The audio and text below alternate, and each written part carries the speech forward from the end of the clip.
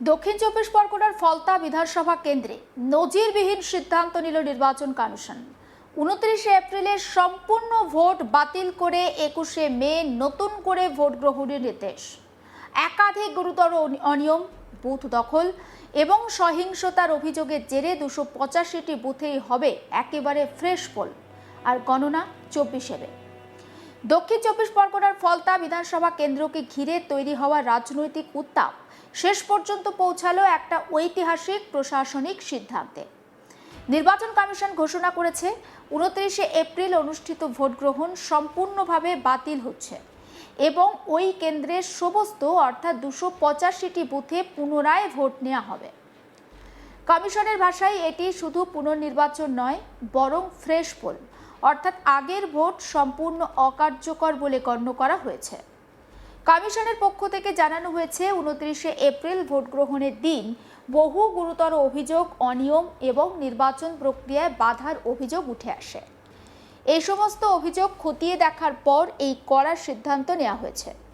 কমিশনের দাবি, ঘটনাগুলো এতটাই বিস্তৃত আর গুরুতর ছিল যে আংশিক নয়, গোটা কেন্দ্রেই নতুন করে ভোট নেওয়া ছাড়া অন্য কোনো বিকল্প ছিল না।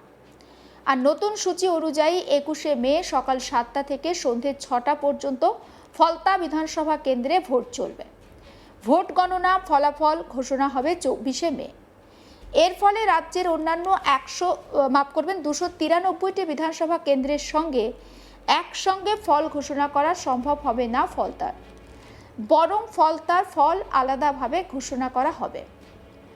প্রথম দিকে কমিশন সূত্রে জানা গেছে, সীমিত সংখ্যক বুথে পুনর্নির্বাচনের কথা বিবেচনা করা হচ্ছে।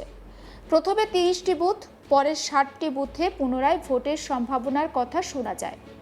কিন্তু তদন্তের অগ্রগতির সঙ্গে সঙ্গে পরিস্থিতির গুরুত্ব স্পষ্ট হয় এবং শেষ পর্যন্ত পুরো 285টি বুথে ভোট বাতিল করার সিদ্ধান্ত নেওয়া হয়।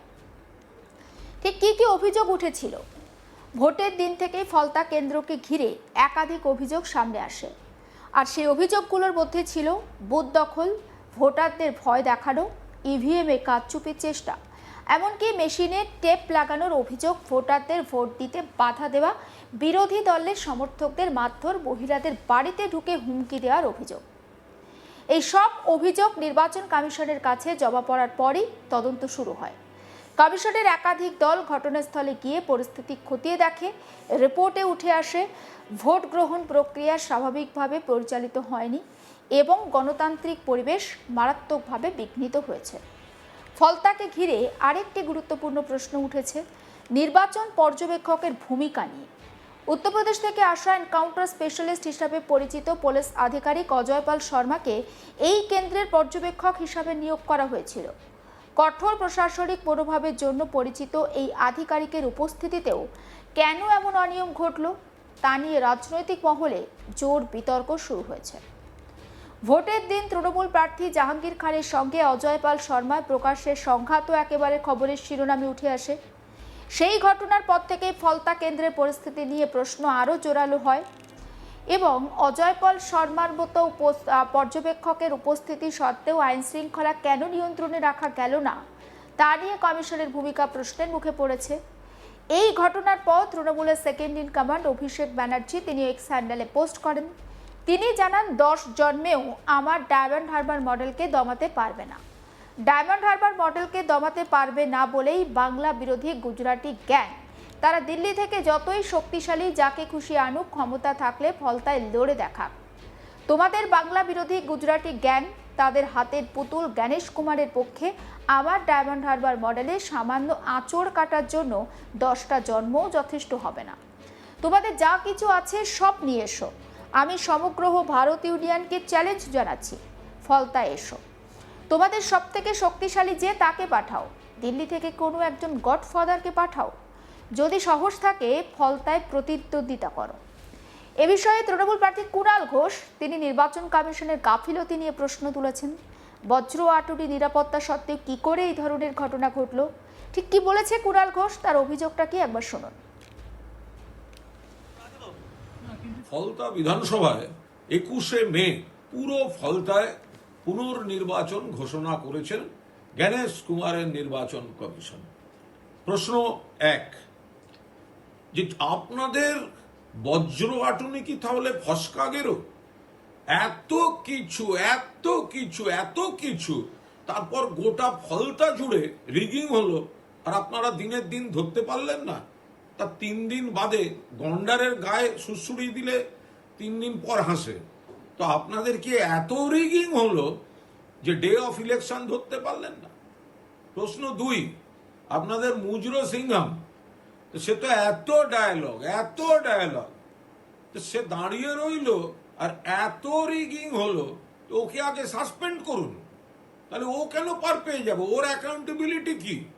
3, এত কোম্পানি, সেন্ট্রাল ফোর্স, সেনা, আধা সেনা, তো তারা গোটা ফলতা জুড়ে রিগিং ধরতে পারলো না। ফলে যেটা করেছে নির্বাচন কমিশন, সেটা সম্পূর্ণ রাজনৈতিক উদ্দেশ্য প্রণোদিত। এবং যখন যে সময় এই পুনর্নির্বাচনের নির্দেশ দেওয়া হয়েছে, ততক্ষণে 230-এর বেশি আসন নিয়ে মমতা বন্দ্যোপাধ্যায় সরকার গঠন করে ফেলেছেন, এবং ফলতাতেও আবার তৃণমূলের প্রার্থী জিতবেন। আপনাদের শুধু শুধু পণ্ডশ্রম হচ্ছে। আপনারা যে কাজগুলো করলেন, এবার প্রশ্নের উত্তর আপনাদের দিতে হবে। যদি এত রিগিং হয়ে থাকে, তাহলে আপনারা ভোটের দিন রিয়াক্ট করলেন না কেন? মুজরো সিংহাম কি করছিল? এত সেনা, আধা সেনা, সাঁজোয়া বাহিনী কি করছিল? ঘুম ভাঙলো 3 দিন পর রাজনৈতিক ছক কষে। ফলে এটা প্রহসনের সিদ্ধান্ত নিলেন এই জ্ঞানেশ কুমার অ্যান্ড কোম্পানি। রাজ্যের নির্বাচনের ইতিহাসে খুব কম ক্ষেত্রেই দেখা গেছে যে পুরো একটি বিধানসভা কেন্দ্রের ভোট বাতিল করে নতুন করে ভোট নেওয়ার সিদ্ধান্ত দেখা গেছে। সাধারণত নির্দিষ্ট কিছু বুথে অনিয়ম প্রমাণিত হলে সেই বুথগুলোতে পুনর্নির্বাচন করা হয়, কিন্তু ফলতার ক্ষেত্রে কমিশন সম্পূর্ণ ভিন্ন পথ বেছে নিয়েছে। এই সিদ্ধান্তকে অনেকেই বেনজির বা নজিরবিহীন বলে উল্লেখ করছেন। কমিশনের মতে গণতান্ত্রিক প্রক্রিয়ার স্বচ্ছতা, বিশ্বাসযোগ্যতা বজায় রাখতে এই সিদ্ধান্ত অত্যন্ত জরুরি ছিল। কমিশনের এই সিদ্ধান্ত আইনি দিক থেকেও গুরুত্বপূর্ণ। নির্বাচন প্রক্রিয়া বিঘ্নিত হলে এবং ভোটারদের স্বাধীনতায় বা স্বাধীনভাবে ভোট দেওয়ার অধিকার ক্ষুণ্ণ হলে নির্বাচন বাতিল করার ক্ষমতা কমিশনের রয়েছে। ফলতার ক্ষেত্রেও সেই ক্ষমতায় প্রয়োগ করা হয়েছে। তবে বিশেষজ্ঞরা বলছেন, এই সিদ্ধান্ত ভবিষ্যতে অন্য কেন্দ্রগুলোর জন্য একটা বার্তা বহন করছে। যেখানে গুরুতর অনিয়ম প্রমাণিত হবে, সেখানে কঠোর পদক্ষেপ নিতে পিছপা হবে না কমিশন। এখন সবথেকে বড় চ্যালেঞ্জ 21শে মের ভোট শান্তিপূর্ণভাবে সম্পন্ন করা। কমিশন ইতিমধ্যে ইঙ্গিত দিয়েছেন, নিরাপত্তা ব্যবস্থা আরও জোরদার করা হবে, কেন্দ্রীয় বাহিনীর উপস্থিতি বাড়ানো হতে পারে এবং পর্যবেক্ষণ ব্যবস্থাও আরও কঠোর করা হবে।